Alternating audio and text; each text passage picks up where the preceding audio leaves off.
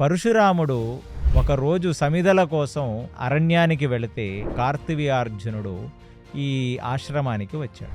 జమదగ్ని వచ్చిన సైనికులకు, రాజుకి అందరికీ అతిథి మర్యాదలు, భోజన సత్కారాలన్నీ చేశాడు. ఒక్కసారిగా ఇన్ని అక్షోహిణి సైన్యం అందరికీ కూడా అన్నసంతర్పణ చేసి జమదగ్నిని చూసి ఈ కార్తవీర్యార్జునుడు అడిగాడు, నువ్వు ఒక ముని ఆశ్రమంలో ఇంతమందికి నువ్వు ఆతిథ్యం ఎలా ఇవ్వగలిగావని అడిగితే అప్పుడు కామధేనువుని చూపించి ఆ కామధేను యొక్క వృత్తాంతాన్ని చెప్పి అలాంటి ఒక విశేషమైన ఆవు నా దగ్గర ఉండటమే దీనికి కారణమని చెప్తే ఏ కృతజ్ఞతా భావన కూడా లేకుండా ఆ క్షత్రియ వీరుడు ఇలాంటి ఒక ఆవు నీలాంటి ఆశ్రమంలో ఉంటే ఏమిటి ప్రయోజనం, నాలాంటి ఒక రాజు దగ్గర ఈ కామధేనువు ఉంటే నేను ఇంకెన్నో విశేషమైన కార్యాలను చేస్తానని చెప్పి దగ్గర ఉన్న భటులను వెళ్ళి ఆవుని తీసుకురమ్మంటే వాళ్ళు ఆవు యొక్క తాడు విప్పి ఆ ఆవుని తీసుకొని కార్తవీర్యార్జునుడు తీసుకుంటూ వాళ్ళ యొక్క రాజ్యం వైపుకు నడుచుకుంటూ వెళ్ళిపోతున్నాడు.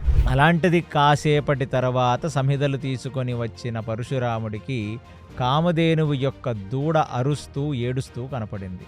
తన తండ్రైన జమదగ్ని దగ్గరికి వచ్చి అడిగాడు, ఏమిటి నాన్న, కామధేనువేది, దూడ ఒక్కటే ఉంది, ఒంటరిగా పిల్ల అరుస్తుంది, ఏమిటి సంగతి అంటే, ఇలా కార్తవీర్యార్జునుడు వచ్చాడురా, వాళ్ళందరికీ నేను అతిథి మర్యాదలు చేసి అన్నసంతర్పణ చేస్తే నేను ఎంత చెప్పినా వినకుండా అక్కడి నుంచి ఆవుని తీసుకొని వెళ్ళిపోయాడంటే ఆ పరశురాముడికి అసలు ఈ క్షత్రియుడికి ఎంత అహంకారము, ఆ క్షత్రియుడి యొక్క గర్వాన్ని అణిచి నేను మళ్ళీ కామధేనువుని తీసుకువస్తానని చెప్పి ఉగ్ర ఆవేశంతో ఆ కండపరుషువును తన భుజం మీద పెట్టుకొని గుర్రం మీద వెళ్ళి ఆ కార్తవీర్యార్జునుడు సహస్రబాహు ముందు నిలబడి, ఓరి క్షత్రియాదముడా, మద అహంకారములతో ప్రవర్తించి ఆవుని ఆవు దూడ నుంచి వేరు చేయకూడదని తెలియకుండా చిన్నపిల్ల అయిన కామధేనువు యొక్క పిల్లని నువ్వు వదిలేసి ఆవుని మాత్రమే తీసుకెళ్ళావంటే నీ స్వార్థం ఏ పరాకాష్ఠలో ఉంది. అలాంటి వాడి దగ్గర ఈ కామధేను ఉండకూడదు.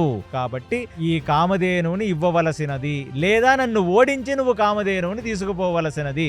ఇక కార్తవీర్యార్జునుడే యుద్ధానికి దిగి ఆ పరశురాముడు ముందుకు వెళితే పరశురాముడు కొన్ని క్షణాల్లో ఆ కండ పరుశుతో అతని యొక్క సహస్ర భుజాలని నరికేశాడు. చేతులు లేని ఆ కార్తవీర్యార్జునుడు అక్కడ నిలబడితే ఆ గండ్రగొడ్డలితో తన తల నరికి ఒక చేత్తో కామధేనువు, ఒక చేత్తో కార్తవీర్యార్జునుడి తలను పట్టుకొని ఆశ్రమానికి వచ్చి కామధేను దూడ దగ్గరికి పంపించేసి ఆ తలని జమదగ్ని యొక్క కాళ్ళ దగ్గర పెట్టాడు.